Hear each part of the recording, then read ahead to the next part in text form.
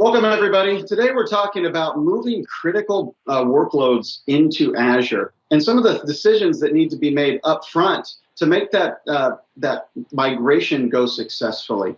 And really, when it comes down to what type of infrastructure, what type of Azure infrastructure you choose in order to get the performance and get the characteristics that you need in order for that enterprise application migration, or in our case, we're going to be talking about SAP on Azure, and what it really takes to make sure that that migration is clean or that deployment is clean as you make that move. What I wanted to talk about specifically is bring one of our customers in, Kona Services, and have them walk you through their story. What did they go through in that process of deploying an environment into Azure on their side?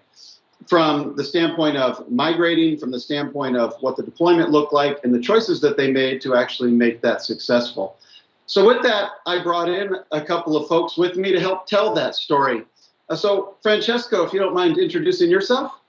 Hi, Jeff. Thank you, everyone. My name is Francesco Quinterno. I'm the CTO of Kona Services. Thank you. Welcome. Uday, if you could introduce yourself. Thanks, Jeff. So my name is Uday Reddy. So I'm the Director of Cloud Engineering at Kona. Thank you. And Anand, if you could introduce yourself. Thanks, Jeff. My name is Anand Ramakrishna. I'm the VP of Engineering in the Azure Dedicated Group at Microsoft. All right, thanks, guys. So what I wanted to do is just kind of jump right in here, and Francesco, wanted to ask you a couple of questions and kind of get your perspective. So first off, describe who is Kona Services, and what does it mean to the Coca-Cola business? So Kona Services, Kona stands for Coke One North America, and it is basically a business in a box. It is a template and a platform for 12 of the biggest bottlers in North America. So Kona provides a platform to perform critical business services, and it normalizes their data and all sorts of process flows. Our systems account for over 95% of the sales in the US and Canada. And it was formed in around 2017 when the Coca-Cola company refranchised a whole bunch of their territories. Our bottlers are constantly looking for differentiating solutions, and that is what we incrementally add to them, apart from the core business processes that I said are primarily built on an SAP suite right now. Oh, thank you. So what, in the context of Azure, what was the decision process, or what made you make that move into the cloud and specifically to Azure? So like everyone else, we heard all the good things about the cloud, and we wanted to leverage all the things spoken about: flexibility, stability, and even cost. So Kona's took a measured approach into the cloud journey. We took a very gradual and slow approach to figure out, to learn the platform so that our folks could be skilled and well-versed in what the platform could do. On top of all the good stories, we also heard bad stories about the cloud where things can get out of hand very quickly. And we made a conscious effort not to become one of those bad stories. That wouldn't have helped us to move our environments from on-prem to cloud had we had bad publicity, call it that way. So we started in a very small way, and gradually as our confidence grew and we understood how the platform worked and that we were able to put our own governance routines around those environments, then we put more and more on Azure. Along the journey, what was critical was also I'll call it the introduction or meeting Anand and his team, because along the way we were doing some, I'll call it earth-breaking things, and it was critical to have those folks along with us. We couldn't afford just to be, I'll call it a number, because stability is critical to our business. Kona's bottlers operate 24/7. And as you know, in the last year, with COVID, now with the snowstorm, with winter storm in Texas, our products are critical to people. Not only soft drinks, but we also produce and distribute water. So it is very critical that our systems are always up, and particularly the one system that of significance that we did put with Azure, which was our SAP BI on HANA. It is critical to the business to look at near live reporting to make critical decisions. Yeah, that's interesting. So you brought up your SAP environment, and what was the kind of the decision on moving such a core environment to your business and choosing that and making that move into the cloud? So the environment itself was growing at a rapid pace. So in order to keep up, we would have had to invest a substantial amount of money. And then, we would have had to ensure that our governance routines within our environment could keep up the pace with what was needed. So we needed a place that offered flexibility and the ability to grow very quickly. As I said earlier, once we met with Microsoft and grew accustomed with each other, I would say that the operational maturity of our relationship grew, and we felt comfortable in putting an important system like our BI system on Azure. So it was a combination of things that we found a partner. Our system needed to be in an environment that we could rapidly make changes to and grow and scale, and we needed that to be cost effective and performing and with the utmost stability. And so along the way, we've had we've done two critical events. One was the first migration using the HANA large instances, and which went very well. And the second, which really brought a lot of benefit to us, was in 2020 during COVID. Uday and crew, together with Anand and his folks, managed to virtualize that previous environment. And I'm glad to say that stability was phenomenal, and it improved even more. And one of the critical things I'll say, enjoyed is that we used to have issues when there was a problem. We would manually have to fail over one node to the other. And in this new configuration with NetApp, Azure NetApp files and these virtualized nodes, for the less than a handful of times that we've had an issue, the system has taken care of itself, if you will. So in summary, it was, once we found the right partner, we definitely had the right system. It was a perfect match. So it was a no-brainer to move with Azure. Well, thank you. I appreciate that. So you mentioned Uday there and the BI environment. So I wanted to jump over to you, Uday, and kind of understand what was the path that you chose to move BI to Azure. Thanks, Jeff. I would like to answer this in two phases. The first phase, migration to Azure, and the second is going to be physical to virtual. As Francisco mentioned earlier, at Kona, we constantly evolve with the technology.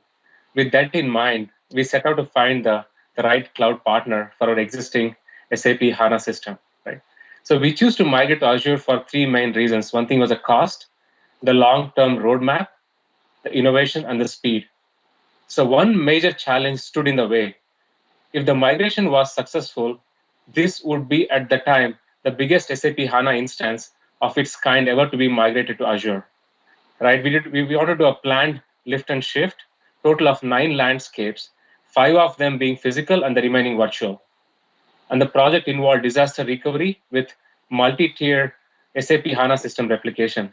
So we had a scale out of 7+1 node configuration, 1 master, 6 subordinate nodes, and then 1 failover. And the total database size was 12 terabyte, and the total RAM was 28 TB of RAM.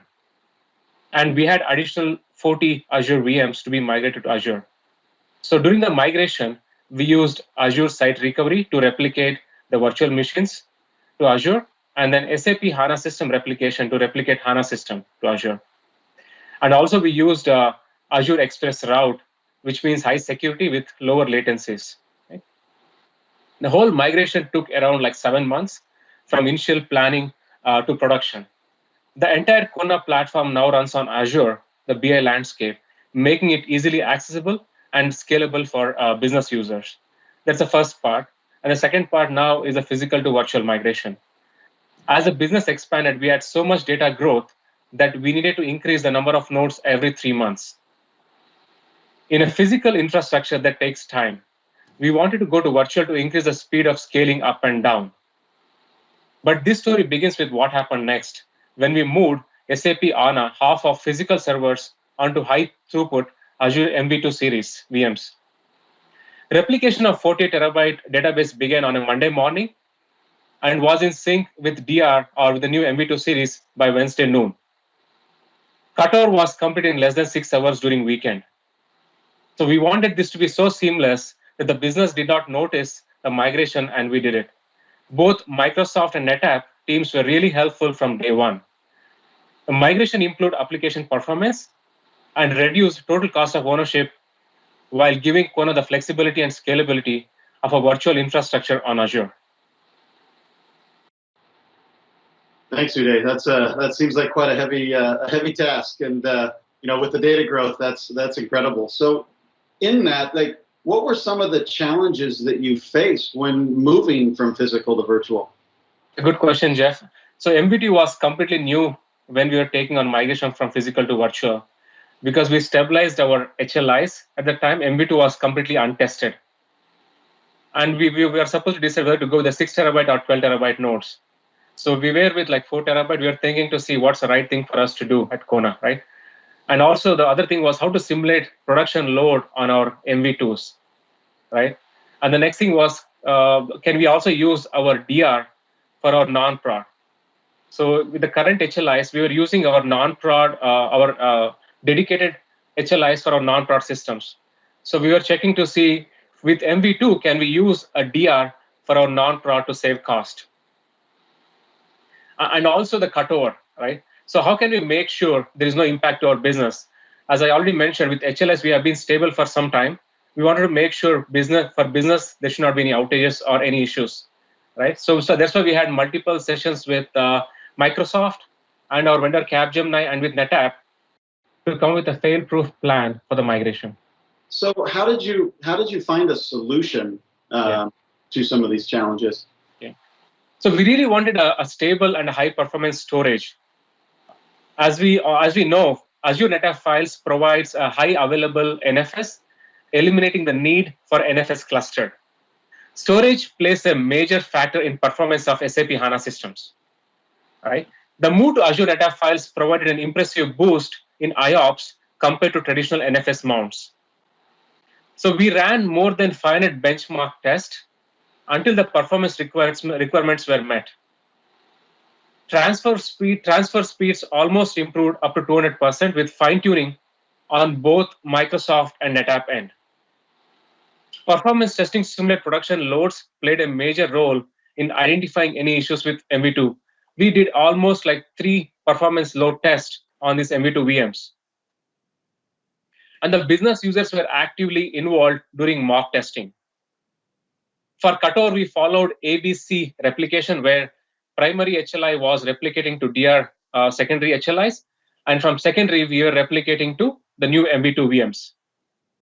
So what did Azure NetApp Files make possible, for your SAP environment? Yeah. So Jeff, as I already mentioned earlier, we were looking for a high performance storage for SAP data and log files. The move to MV2 series VMs also made it possible to greatly simplify the architecture using Azure NetApp Files and Azure native high performance file storage service. Not available at the time of the initial lift and shift with HLIs, Azure NetApp Files was a perfect solution for the large HANA data and log files. To optimize cost while meeting performance requirements, this architecture uses more than 200 terabyte of HANA NetApp files. which is capacity spread across all three available service tiers. We use standard for our backups, premium for data, and ultra for our log. So this by dividing our data into backup, premium, and ultra, we were able to save cost. Means I can still put all my data and log into ultra. It's going to be expensive. So that's the reason we had to segregate based on the need. The Azure data files, such as data or log files, can be dynamically grown or shrunk without downtime. Means if I want to grow, right, it's easy for me to it's easy to increase on Azure using Azure NetApp files, and also I can easily reduce without downtime. And Azure NetApp file offers many other features for disaster recovery scenarios, such as snapshot capabilities and cross-region block-level replication. Thanks, Uday. It's great to see how you've utilized the service and taken advantage of some of these different functionalities to reduce costs and provide you a more flexible environment. So thank you. And so Anand, I wanted to jump over to you and kind of ask you, what was it about the Kona Services architecture or the Kona Services environment that was so different than all the other SAP architectures that you've seen to date? Thanks, Jeff. Yeah, I think as Francesco and Uday referred to it, one of the key things that was very different about the Kona system and architecture really is just the sheer size and scope of the overall system and all the landscapes put together. And just being able to go do seamless migrations of anything of this size and scope is extremely difficult. So just kind of want to start off first there.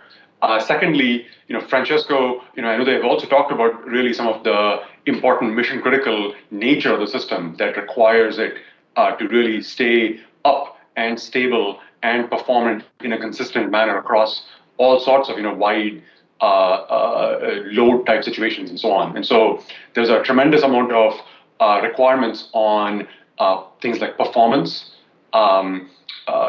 For example, Uday touched on things like IOPS, but also IO latency, bandwidth, and throughput, as well as consistent stability. So really, the systems and the infrastructure, really, cannot really just go down. And so then all of that, maintaining all of that and kind of testing all of that was quite challenging. The other thing is, again, because the system is mission critical, there were very, very stringent requirements on things like backup, DR, and restore, again, across a variety of different scenarios. And so getting all of that done in a seamless way was very challenging. Oh, yeah, I can imagine on the size and scope of this, that sounds quite the challenge. So right. I think it's I would simply say that without the capabilities offered by Azure and Azure NetApp Files, I don't actually think that such a migration would have been possible. Yeah. So on that topic, I mean, what additional benefits did Azure NetApp Files offer the Kona Services migration? The single thing actually that I would point at is really the super deep integration that exists between Azure and Azure NetApp Files. Fundamentally, this integration makes it be totally seamless, such that Kona was able to go in and use it really as just a singular product. Both from the point of view of things like having a common management plane to be able to go create infrastructure, whether it be volumes or virtual machines, as well as a monitoring plane. So again, being able to go monitor all of the performance and the capability of both of these systems in an integrated way, and so on and so forth. Again, the other piece of this from the integration is, as Uday touched on, there's the importance of being able to both deal with the increased size of the database, as Kona's requirements grew over the months, and so then being able to gradually spin up or add more infrastructure to their system, again, both whether it be compute related or storage related, was another critical piece of this. And then lastly, again, in terms of being able to also spin down infrastructure when not needed for cost savings reasons or otherwise was also a very important part of this as well. But again, kind of going and being able to go do all this in an integrated fashion was critical. Yeah, I've heard that spin down side of it is one of those key aspects, being able to reduce that cost of stuff that isn't being used at any given point in time. So, on the solving challenges side of it, how did you see Microsoft and NetApp working together to help solve the challenges for Kona services? I think I touched on the integration point earlier from a product or a technical capability, but really the integration actually goes even beyond that. It's really the integration even across companies, in terms of being able to go form a deeply collaborative relationship here. So the way that this came together to go help Kona was we brought a singular voice to any of the challenges that Kona was facing, through this entire journey.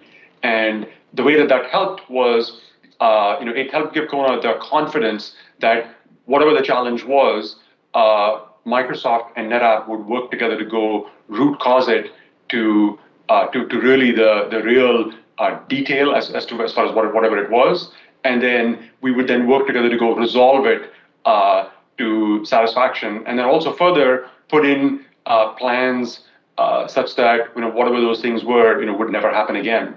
And so that whole thing gave the confidence that allowed Kona to go operate this really, really large and complex system at the stability that they needed. Well, thank you. I just wanted to kind of take this and wrap up some of the comments there. And when it comes to actually making a migration of this magnitude, making an SAP type migration into Azure, it's extremely important, as you have heard from all the different comments here, to choose the proper resources, the proper infrastructure from Azure to actually make that migration successful. As Anand said, this likely would not have been possible had Kona not had Azure NetApp Files to utilize for the whole migration purpose. So as you're looking for the migration for your environment, for scenarios that help you choose what to do, make sure that you take a look at Azure NetApp Files as a way to help solve some of those key challenges migrating into Azure. And if you want to learn more about this, you can go to the Partner Showcase, find NetApp there within your MS Ignite environment. And in there, we will have pointers, we will have links, we'll have different bits of information. I've also recorded another session that specifically talks a little bit more on the architecture from a scale up and a scale out model of SAP on Azure. So you can take a look at that session and gather a little bit more information. And also, take the opportunity to win a prize or two from NetApp. But anyway, I wanted to say thank you guys. Appreciate all your time for joining us today and telling your story. I really think it helped personify the scenario of migrating such a large environment into Azure. Thank you, Jeff. Thanks to Microsoft and NetApp for making us so successful. It was a pleasure today. Thanks, Jeff, for the great partnership. Thanks again. Thanks, Jeff, and thanks, Francesco, today as well. Thanks, Anand. Thank you, Anand.